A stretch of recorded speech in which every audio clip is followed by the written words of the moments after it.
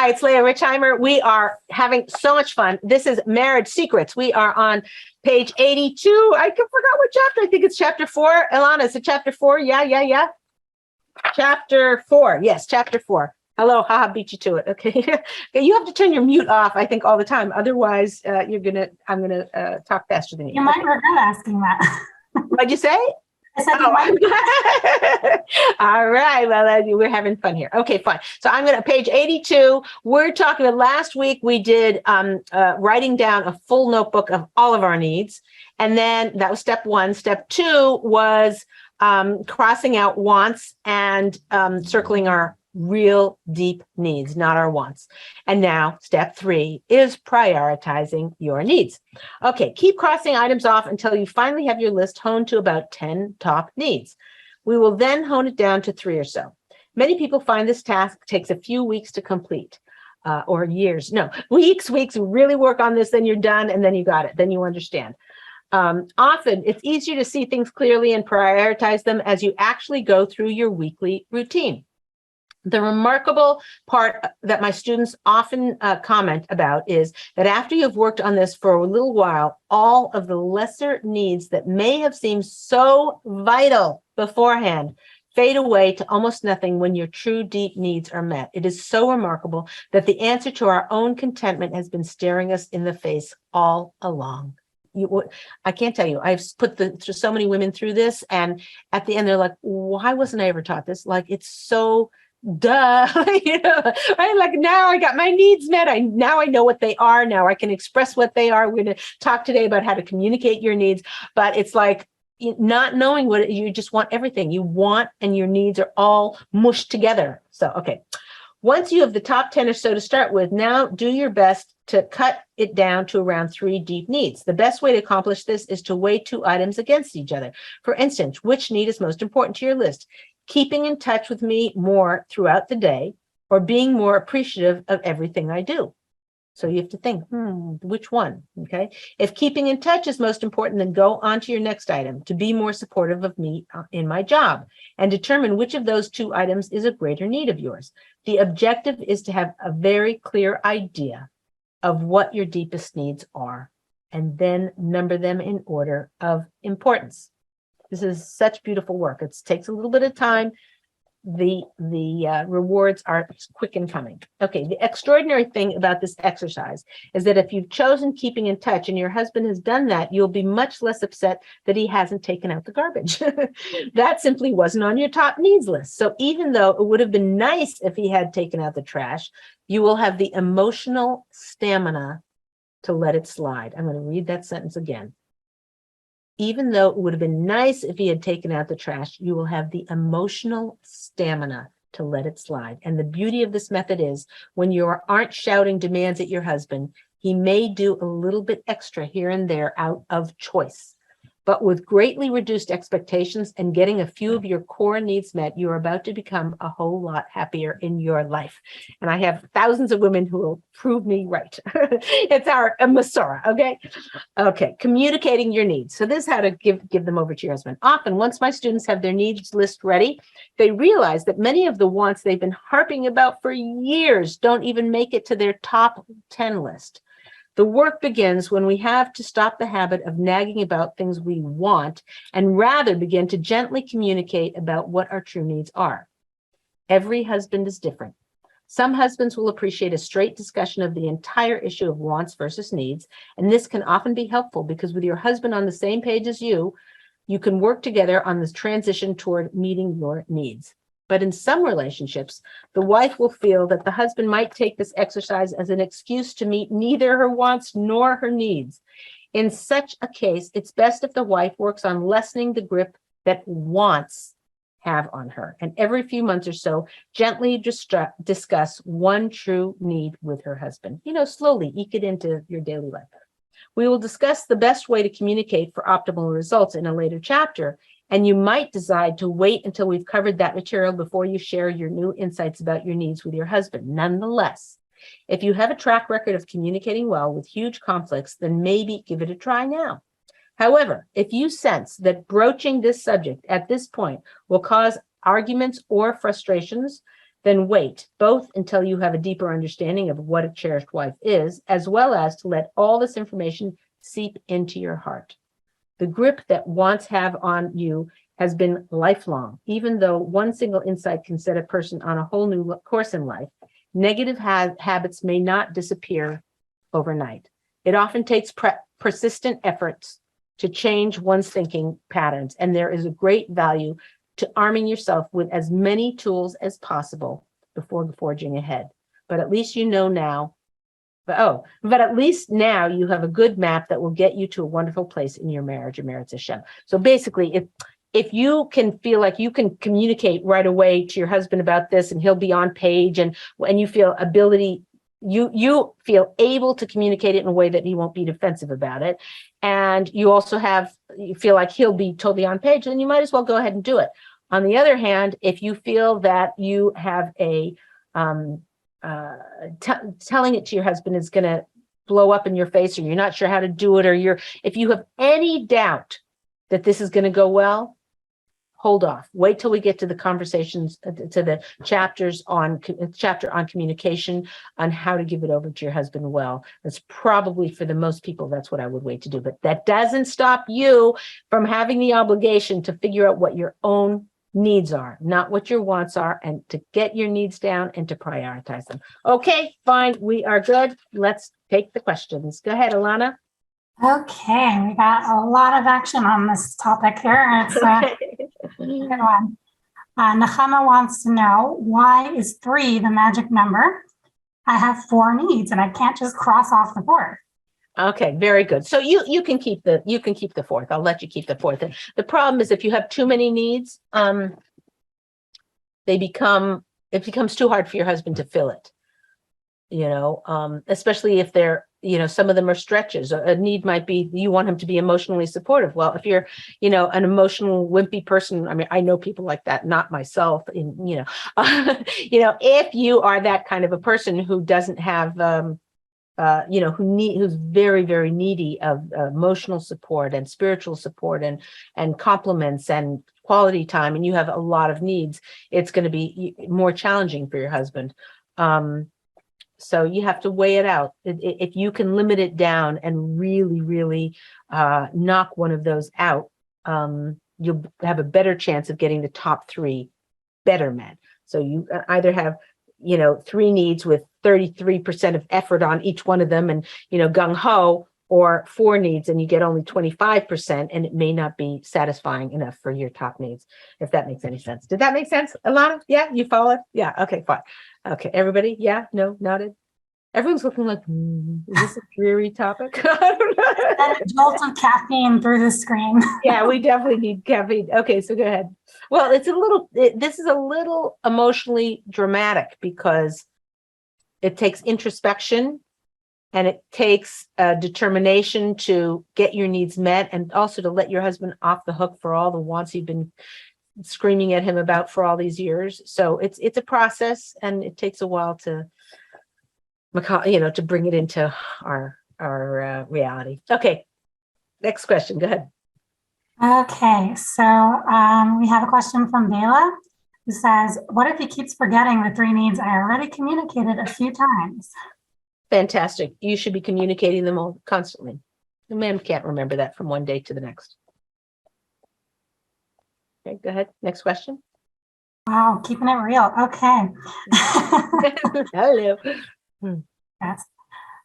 So this is from Rachel, and she says, it's so hard for me that I have a need to go out to a fancy restaurant and feel pampered once in a while, and he can't stand fancy restaurants, and he's the one I want to really go out with. Very good. I hear. That's so beautiful also that she emphasized, he's the one I want to go with. All right. I go to a fancy restaurant, I want to go with him. Right. That's so cute. So this is one of those things that I'm sure if you searched in your life of things that you do for him that you don't want to do, like he wants to go, I don't know, what does a guy want to do that a girl wouldn't maybe want to do? I don't know. He wants to go bowling. I don't know. I don't know what but anyway, let's say it's just bowling, because that's the first thing that came to my mind. So, he wants to go bowling and you're like, okay, and you do it for him. So that's part of the relationship. You do things for each other just because. So it's not like you're using that as tit for tat or saying, I do that for you, so why can't you do this for me? That'll never work.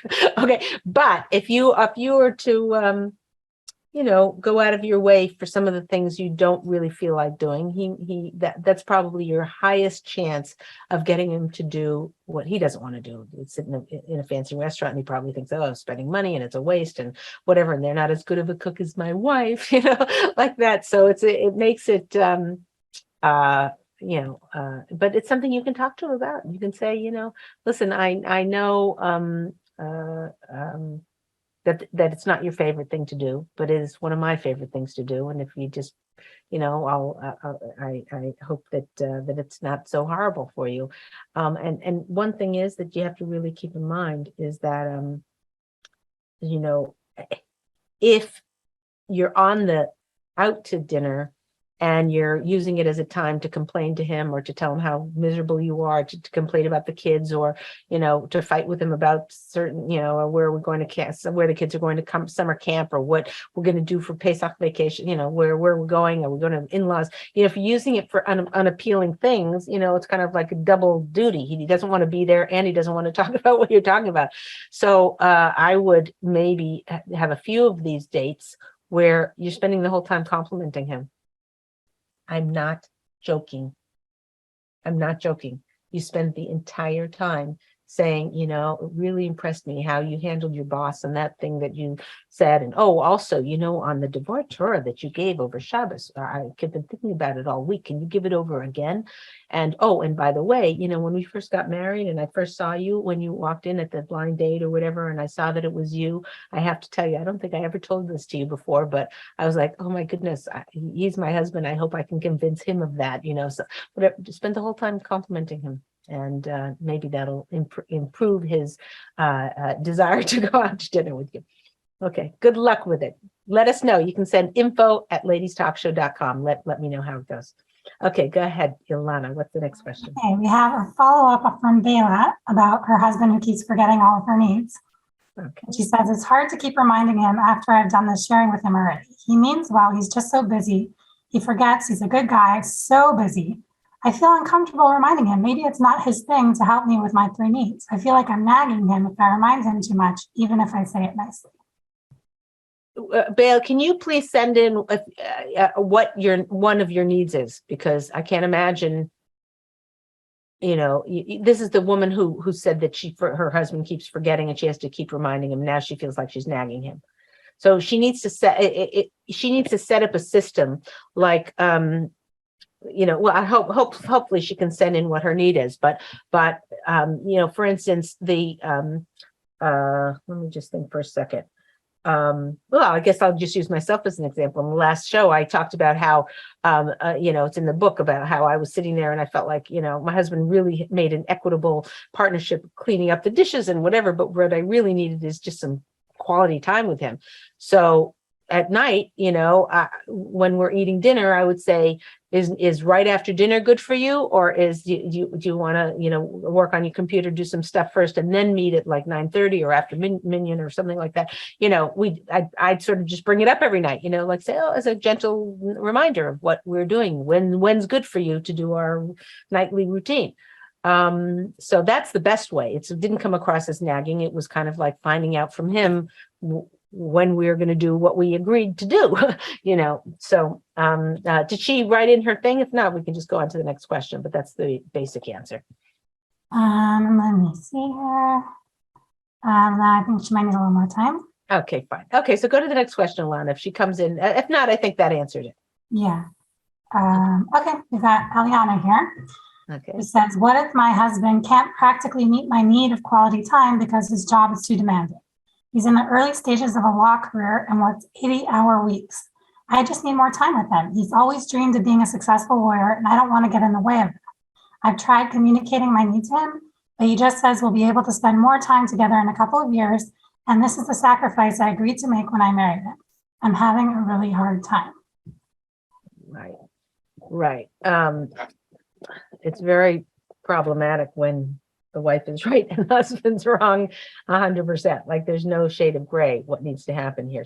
A wife can't wait 2 years to get the attention she needs. The ideal thing, which ain't gonna happen, but the ideal thing would be if she could tell the Rebbitzin,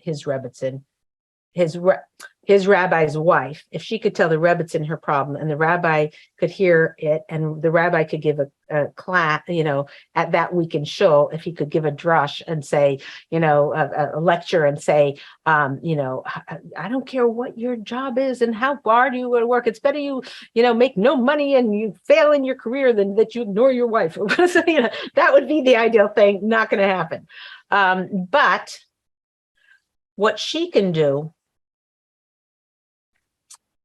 is she can figure out weird ways to spend time with him. So if he takes the subway to work every day, or he drives to work, or he, whatever he does, for her to go with him. If he needs to go buy socks, for her to go with him. Like Leah, that means getting a babysitter. It means paying extra money for the Uber. If I go with him to work, how am I going to get home? I have to get an Uber, or I have to get a taxi, or I have to a friend, or or maybe she drops him off from work and she picks him up from work. A big schlep and a big annoying, and you put the kids in the back seat, then you don't really have time together. Or do you pay a babysitter to come watch the kids while you spend the hour to go pick them up from work every day, or once a week, or something like that. But get super, super creative and putting in way more effort. In other words, for him to stop what he's doing let's say he's working on a case and he stops 15 minutes early, probably won't hurt the case all that much, that 15 minutes. Whereas for her to spend 3 hours to organize her life and carpool and driving and paying extra money and getting a babysitter and doing all that she needs to do to spend 15 minutes with him is maybe 10 times the effort that he would have to go to. But that might be what it's going to take. And if he sees that how important it is to her and how much effort she's willing to go to it, maybe he'll change and maybe not, but at least she'll get her needs met. So she needs to she needs to get super, super creative on her logistics. Whether that means, so let's say he wakes up at 6 a.m. to go exercise, at the gym. Guess what? Guess who's waking up at 6 o'clock in the morning and being on the treadmill right next to him to spend some time with him. Now, maybe you can't really talk because you're huffing and puffing, but whatever, you get the point. Turn yourself into a pretzel to try and get your need met there. It's very, very crucial. And should it be that he drops everything and changes his mind? Yeah, it would be better. It's really his obligation, but you can't control another person. All you can do is show extraordinary effort. Maybe that'll guilt them into doing it. But seriously, if he sees how much effort you're putting into it and how much important it means to you, hopefully that will soften his heart to work more on it.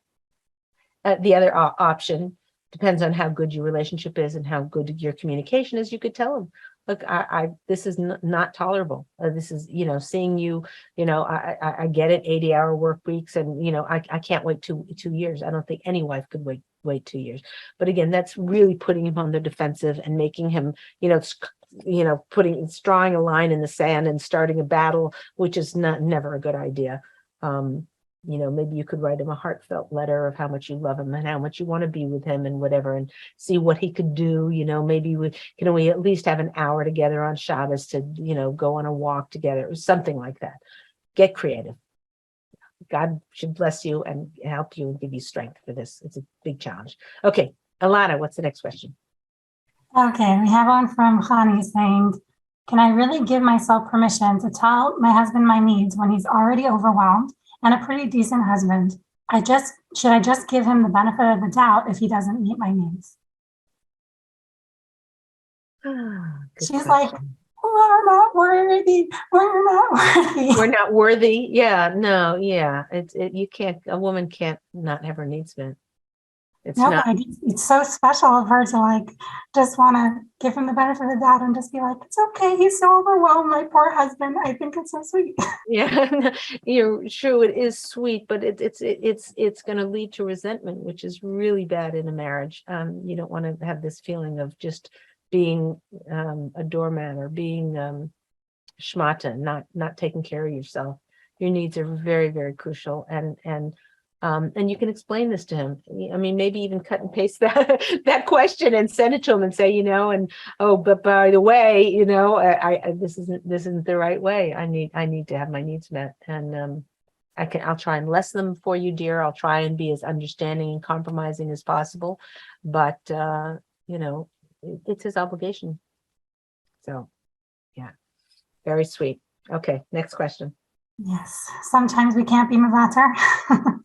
The Mavater is Mavater on things or decisions, or he wants to do things this way and you want them that way, and okay, you Mavater, giving in on things like that. But you can't give in on yourself. You can't throw yourself under the bus and just hope for the best. There has to be a part of you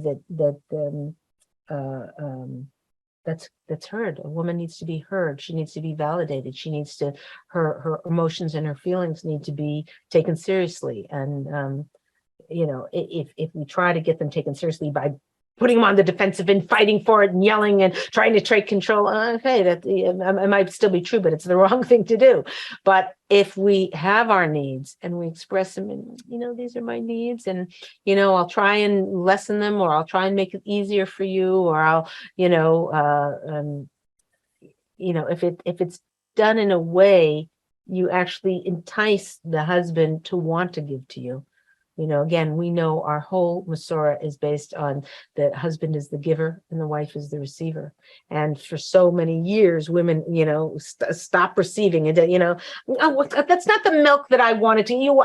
We've been buying ketchup we've had the same ketchup, Heinz ketchup, for 20 years. What's this ketchup? So he's trying to give to her, and she's blocking and blocking and blocking. So, our whole Masorah is about becoming the receiver from our husband. And this is the same thing here. We're receiving the needs that he is designed to give us. We can't get those needs met in any other way. And it is his obligation. But even if it's his obligation, if we, it might be our obligation to make dinner. If he says, "Where's my dinner?" Yeah, but if he comes and he says, "Oh, is dinner going to be ready any time in the next 3 hours?" Although Rebbetzin Kolodetsky, I just came back from Eretz Israel, and she said, having dinner on the table, people don't have any idea how crucial that is. She said her father, Rav Chaim Kanievsky, said that his learning was because he never had to worry, was dinner going to be on table on time? It just always was. So she felt like that was one of the crucial aspects of Shalom Bayis. Okay, might feel old-fashioned, but here's the thing: easy way to make your husband bond to you. But anyway, but if he comes and he says, "You need to do this," whatever, that wouldn't feel good. It's the same thing. He's got his obligation to give to you and to meet your emotional needs. But if it's demanded of him, it's going to make it 10 times harder for him. Whereas if when he does give it, it's appreciated so deeply. And when he's given compliments and appreciation and love for whatever he gives you, he'll be himself motivated to continue. Please God should bench you and all of us. Okay, next question. Okay. I still just can't get over the dinner on the table thing. Because right. Dinner on the table on time, so he doesn't have to ask for it, and it's there. And she said that I didn't get it in. And she said that is, women have no idea how crucial that is to a man's menucha. I feel like nowadays we're lucky if they're even at the table at more or less the same time. Well, what she said is, she said that women, are trying to make 5-course meals and this and a little of that, and she said, forget it. One thing, potatoes. She didn't say one thing. She's saying, simplify. She goes, if you've got 5 things and that's hanging over your head all day, you'll never make dinner. But if you keep it very simple and good, hearty food, that is the way to a man's heart. Yeah. Hello. Yeah. Okay. Okay, I think we've got time for one more question. Oh, one more question. Okay. So Dina says, I'm in my Shana Rishona and I'm still figuring out what I truly need. That means first year of marriage. Okay. And I'm still figuring out what I truly need. But the real hard part for me is communicating my needs to my husband. It's so hard for me to be vulnerable with him. Any tips for the newlywed in terms of communication? I'm very shy naturally, so it's hard for me to be so forward. Excellent question. And Dina, one of the things you might try is writing letters. Some people are very good at that, just putting your heartfelt feeling in, again, not with pressure and not with making him defensive. And no, if you did this, and not like that at all. It's kind of like, I just wanted to let you know that I'm discovering some things about myself. And I realize that, I know you go a lot out of your way to clean up after yourself, and that's really lovely, but that's not, everybody would love that. I'm just trying to think of something he does that wouldn't be so needed by her that she could swap it out for. I don't know, maybe that's the wrong tactic, but the basic thing is to have him understand, in a letter might be easier for you than talking to him in person, because again, does make you feel vulnerable. But let's say your need is that you want him to, sometimes when he's talking to you, feel like you're talking to him, you feel like he's distracted and not really there. So you could write the letter and say, I know you love me and I know you want to be there for me and whatever, but when you're looking at your phone while I'm talking to you at the end of the day, it makes me feel like whatever you're paying attention to on the phone isn't as important to me. And I know maybe that's a silly feeling that I feel, but I just thought I'd let you know because I'm saying it from my heart, not that I'm trying to demand of you anything, but I'm just letting you know my emotions and my feelings so that, we can be more supportive of each other. So I just wanted to bring this to your attention. What do you think? And do you think there's ways what we could do? Maybe we could have an idea of, when you walk in the door, you can check your emails for half an hour, but then for the 2 hours dinner hour and bathing the kids or putting the kids to bed or whatever, or an hour and a half or 10 minutes, but for this chunk of time, you don't, we have what's that called? Offline or, downtime or something like that. So the communication, if you're having difficulty giving it out verbally, a letter might do it.